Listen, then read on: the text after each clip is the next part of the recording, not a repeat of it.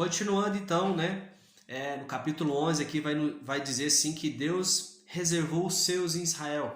Então, Paulo, né? Ele era um israelita ali da tribo de Benjamim. E aí ele vai começar a dizer o seguinte, olha, ele vai começar a falar sobre aquela história de Elias, né? Quando Elias vai dizer, olha, Senhor, só sobrou eu aqui, né? Dentre os profetas, não há mais ninguém. Quando na verdade Deus havia, né? Guardado ali 7.000 homens que não haviam se dobrado, né? A Baal. Então, da mesma forma, né, Israel talvez se achava assim, olha, nós somos os únicos, né, aqui, os únicos representantes aqui de Deus, né? E na verdade Deus quis mostrar assim, olha, se vocês não querem, tipo assim, vai ter quem queira. Então por isso Deus ele vai aparecer e para os gentios. Paulo explica isso, né? Que ele vai dizer, olha, Israel não conseguiu a bênção pela qual tanto buscava, mas os eleitos receberam, ou seja, nós que fomos eleitos, nós, né? Nós que aceitamos o evangelho, eu e você que aceitamos o evangelho através de Cristo Jesus, nós fomos abençoados. Então assim, os judeus não imaginavam que Deus iria agraciar todo mundo assim, né? Sendo participantes ali da obra do Senhor, sendo aceitos como filhos do Senhor através de Jesus. Outra coisa, vai dizer assim, olha, pelo tropeço de Israel veio salvação aos gentios. Então ele vai dizer, olha, se o insucesso dos israelitas trouxe, né, tanta coisa boa para nós, imagina quando eles acertarem, imagina no sucesso deles, né? Quanto a gente vai ganhar com isso? Então, a mesma forma, Paulo ele diz, olha, os judeus eles não são essa escória assim do mundo, não, porque o insucesso deles trouxe coisa boa para nós. Agora imagina o sucesso deles, né? A Bíblia vai dizer assim que os 144 mil, que eles representam ali 12.000 homens de cada tribo de Israel, eles vão estar nos céus e eles vão aprender uma canção que só eles sabem. É uma canção linda que João vai dizer assim, olha, eu queria aprender aquela canção, mas somente os 144 mil eles poderiam aprender. Então, eles têm o galardão deles nos céus. E vai dizer, olha, a raiz é Deus e os ramos podados, o ramo podado é Israel. Os enxertados são os gentios. Então vai dizer aqui, falar sobre a verdadeira videira, né? Que os ramos enxertados, os ramos podados é Israel. Agora os ramos enxertados são os gentios, somos nós, né? Somos brasileiros, franceses, todo mundo, quem aceitou o evangelho. Então esses são os ramos enxertados ali na videira. Então, se os gentios foram enxertados na oliveira cultivada, quanto mais serão enxertados os ramos naturais israelitas em sua própria oliveira. Então ele está dando esperança para os próprios israelitas. Olha, gente, até os gentios foram enxertados, então quanto mais vocês, que são ramos naturais. Vocês são ramos naturais, né? Vocês foram podados ali, mas vocês podem ser enxertados ali de novo. Porque, né, tem ramo aí que nem era, né? Nem fazia parte ali da oliveira e vão ser cultivados. Então Paulo está dando esperança ali para os próprios israelitas. As escrituras vão dizer, olha, virá de Sião o Redentor que desviará de Jacó a impiedade, e esta é a minha aliança com eles quando eu remover os seus pecados. Então, os israelitas são inimigos do evangelho, mas quanto à eleição, amados por causa dos patriarcas. Ou seja, agora os israelitas eles são rejeitados porque eles não aceitaram Jesus como Salvador, mas eles acabam por ser aceitos por causa dos patriarcas. Então assim, os israelitas eles têm essa vantagem. Porque nós também, antes de nós conhecermos a Cristo, nós éramos inimigos de Deus. É o que a palavra diz. E agora nós passamos a ser amigos de Deus. Então há um equilíbrio. Nós, gentios, nós não somos melhores do que os israelitas. E nem os israelitas são melhores do que nós.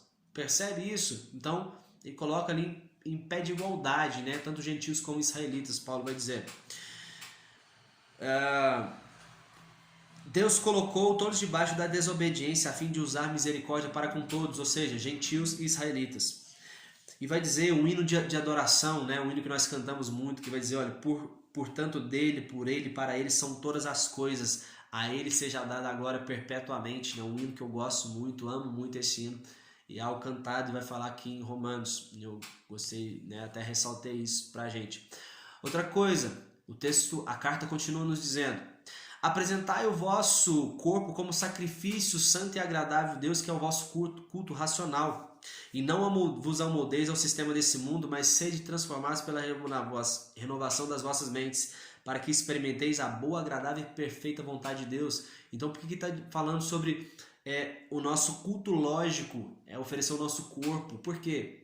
Às vezes, né, dentro da igreja a gente se emociona com louvor ou com uma palavra, mas quando a gente está dentro de casa ou no trabalho, um lugar fora da igreja, aí é um culto lógico. Aí vai ser daquilo que a gente absorveu da palavra do Senhor enquanto a gente estava no culto, porque aí nós vamos preservar o nosso corpo, né? Seja de moralidade sexual, seja de se corromper por dinheiro ou qualquer outra coisa, ou até mesmo, né, não ser levado pelas paixões, pelas emoções e se envolver em brigas, em coisas assim.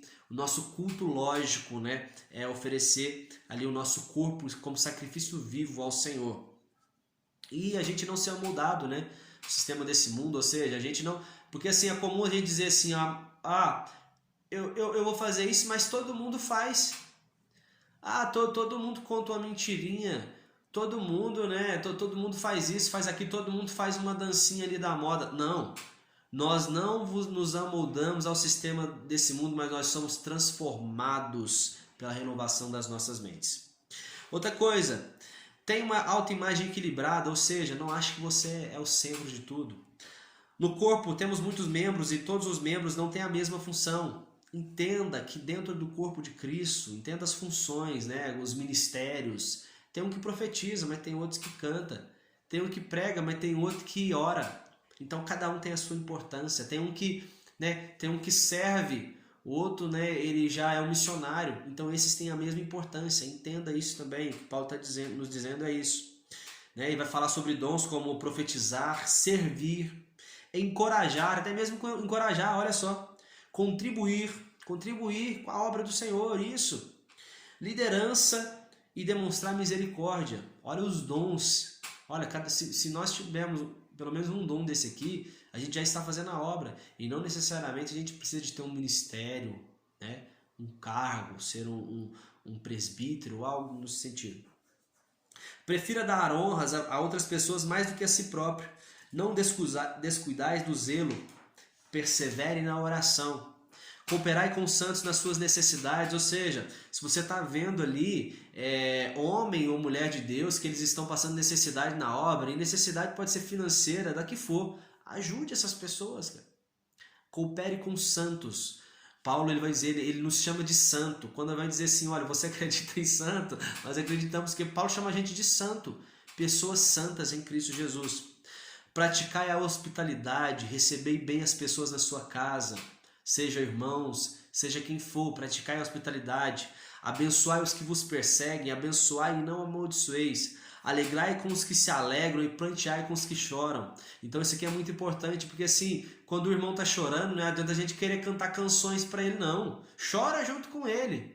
Agora, quando ele está alegre, também não venha chorar, não. Comece a se alegrar com ele também. É isso, não ter que fazer uma coisa ou outra. Né? Se eu não me engano, vai ter um salmo, um provérbio que vai dizer assim, que aquele que canta canções para aquela pessoa que está triste é como alguém que despe, que tira suas roupas num dia de frio. Sabe? Não funciona. Não, são duas coisas que não batem.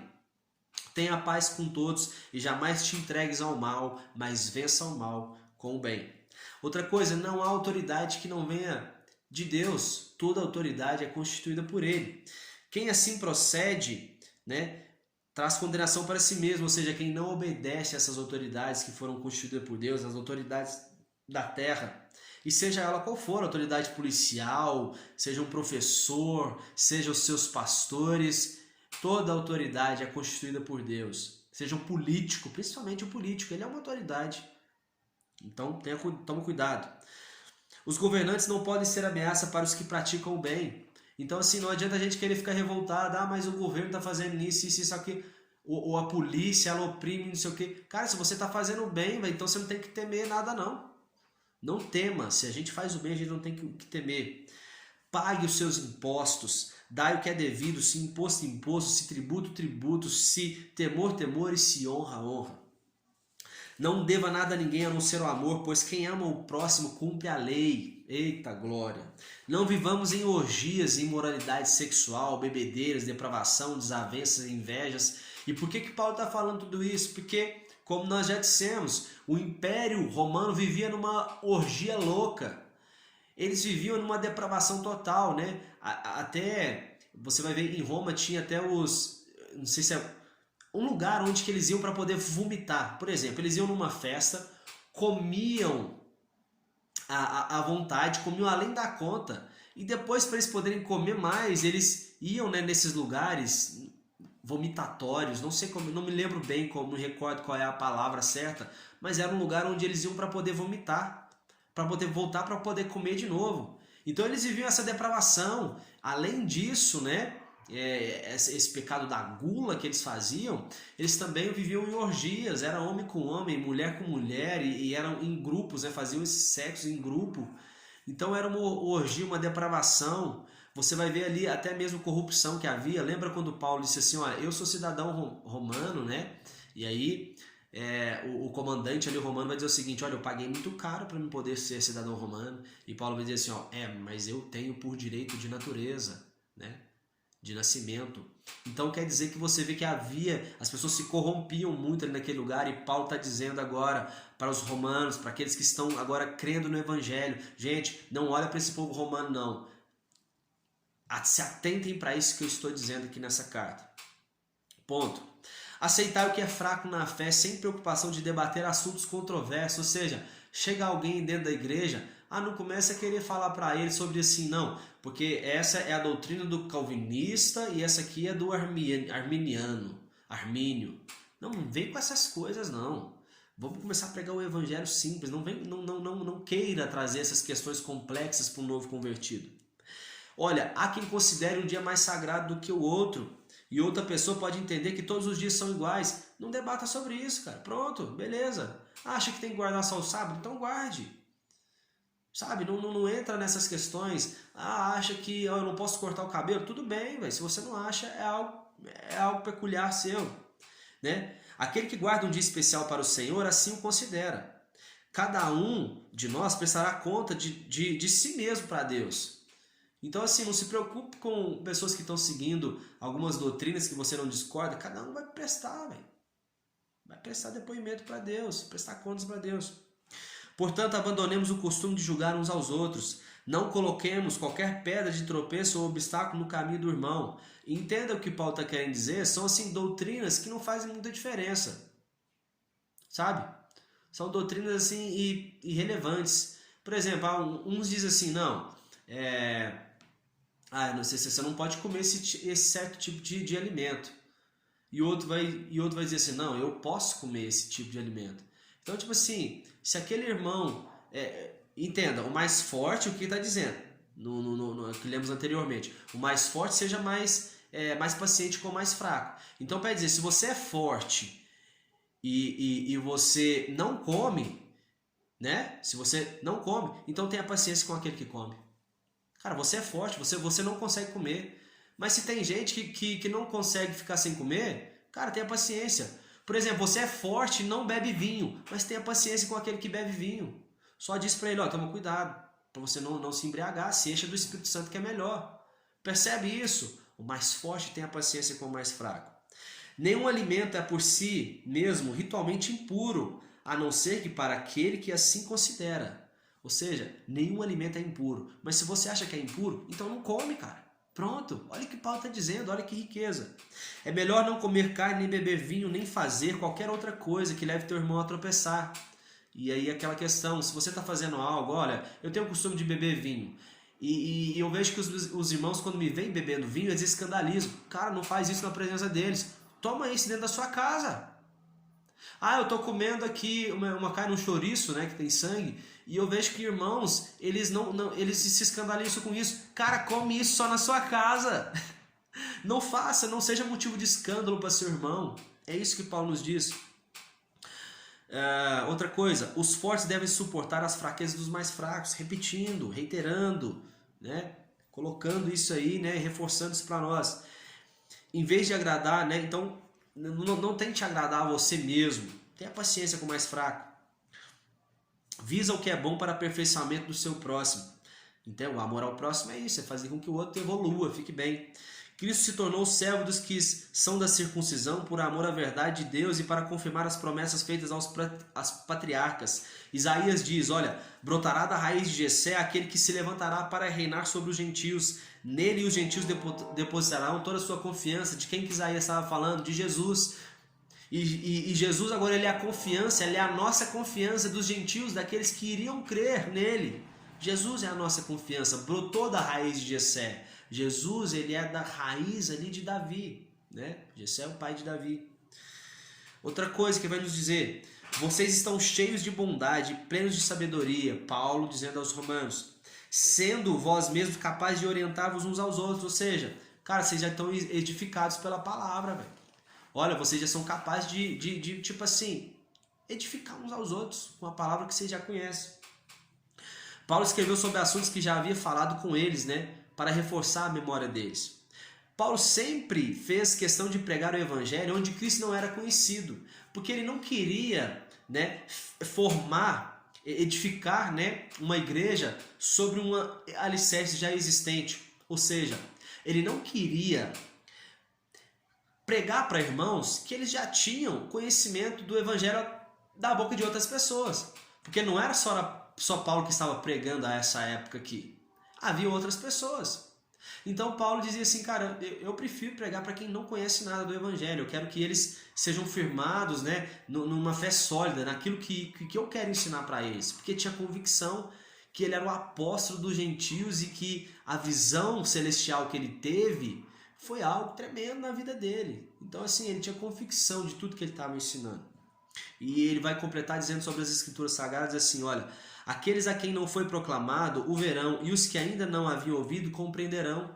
Ou seja, falando mais uma vez sobre os gentios, pessoas que posteriormente iriam acreditar em Cristo. E vai dizer, olha, meu povo, romanos, eu tenho um grande desejo de ir até vocês. E eu quero fazer isso, né, quando eu for à Espanha. Eu espero por vós ser encaminhado à Espanha. Ou seja, eu espero que vocês ofertem generosamente na minha vida para mim ir à Espanha. E eu quero que vocês saibam uma coisa, olha, as igrejas da Macedônia e da Acaia levantaram uma oferta fraternal para dar aos pobres da igreja em Jerusalém. Veja que Paulo ele levantava essas ofertas e dava para os irmãos, para os próprios irmãos da igreja, que eles eram necessitados, eram pobres. Era uma oferta que ele trazia ali. Eu creio que Paulo ajudava quem não era da igreja também, tá? Mas aqui a Bíblia está nos sendo clara dizendo que ele ajudava, né, aos santos em Jerusalém que padeciam necessidade. Aos santos. O que é os santos? Aqueles que aceitaram Jesus, aceitaram o testemunho de Jesus, acreditaram que Jesus é o Cristo que havia de vir. Isso.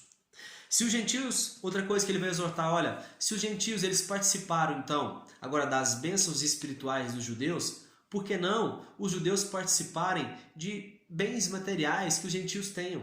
Então Paulo estava exortando para que os irmãos eles ofertassem generosamente, né? Já que eles participaram das bênçãos espirituais dos judeus. E ele vai dizer assim, olha, ore em meu favor para que eu me livre dos descrentes da Judéia e que a ministração que desejo realizar em Jerusalém seja bem recebida pelos santos. Então o que acontece? A Judéia era como se fosse o estado, né? Um estado ali. Então dentro da região da Judéia estava Jerusalém. Então por isso que Paulo estava dizendo, ó, tem uns descrentes ali naquela região da Judéia, né? Belém, Jerusalém, que se eu estou com medo desse povo atrapalhar a minha ministração, então ora para mim, para que eu, né, fale tudo aquilo que Deus quer que eu fale para o povo. E para a gente caminhar já para o final, Paulo vai dizer assim, olha, eu recomendo a vossa irmã Febe, que é diaconisa na igreja de Sencreia. Peço que a recebam de modo digno, porquanto ela tem prestado grande auxílio para muitas pessoas, inclusive para mim. Olha, sauda Priscila e Áquila também aí, que arriscaram a vida por minha causa, por isso eu sou grato. Não só eu, mas todas as igrejas dos gentios, porque Priscila e Áquila ajudou também outras igrejas. Saudai a igreja que se reúne na casa deles, na casa de Priscila e Áquila. Saudai Epeneto, primeiro convertido na província da Ásia. Saudai Maria, Andrônico e Júnias, meus companheiros de padecimento na prisão. E outra coisa, esses homens, né, Andrônico, Júnias, eles se converteram antes de mim. E agora, né, estiveram presos comigo. E Paulo ainda sauda mais outros amigos ainda. E ele vai dizer ainda, olha, saudai uns aos outros com um beijo santo ou ósculo santo. Todas as igrejas de Cristo vos enviam fraternas saudações. E ele alerta aqui também, tomem cuidado com os que causam divisões e levantam obstáculos à doutrina que aprendesse, pois não servem a Cristo e sim aos seus próprios desejos. Toma cuidado com certas pessoas que estão dentro da igreja, que vão falar sobre a doutrina, né? A doutrina que Paulo havia ensinado ali para as pessoas. E da mesma forma serve para nós. Toma cuidado com os mexeriqueiros, né? Quem quer, sabe, espalhando, soprando aqui e dali, falando mal disso e disso. Toma cuidado. Sejam puros quanto a tudo o que tem aparência do mal. O Deus de paz esmagará Satanás debaixo dos vossos pés. Então preste bem atenção, olha o que Paulo está dizendo. O Deus de paz, ele esmagará Satanás debaixo dos vossos pés. Então não é nós que vamos esmagar Satanás debaixo dos nossos pés, é o próprio Deus. Certo? Timóteo, meu colaborador, bem como Lúcio, Jason e Sosípatro, que são meus parentes, saúdo a eles. E aí, vai dizer agora, revela quem é que escreveu a carta. Eu, Tércio, que redigi essa carta, também vos saúdo no Senhor. Então, quem escreveu essa carta não foi o apóstolo, quem redigiu, né? Foi o próprio Tércio, mas as palavras eram de Paulo, ok? Então, Gaio, cuja hospitalidade eu e toda a igreja desfrutamos, vos envia saudações. Erasto, administrador da cidade, Quarto é um cara, imagina, Quarto era um homem, também vos cumprimentam, e aí finaliza, né, com a doxologia, uma bênção final aqui, e vai dizer, olha, ao único e sábio Deus seja dada a glória por intermédio de Jesus Cristo, para todos sempre, e amém. E assim nós finalizamos a carta aos Romanos. Essa carta, como eu disse, é uma carta magna, uma carta ali de suma importância no Novo Testamento, e ela nos mostra, né, e reiterando ali sobre essa questão de que nós somos aceitos através do sacrifício de Cristo Jesus. Vai fazer essa comparação entre lei e graça. E Paulo explica muito bem, porque ele não quer banalizar a lei, mas ele quer mostrar que Cristo é maior do que a lei. Certo? Então que Deus possa abençoar cada um de vocês e que a cada dia mais a gente possa mergulhar fundo na palavra do Senhor. Que Deus os abençoe.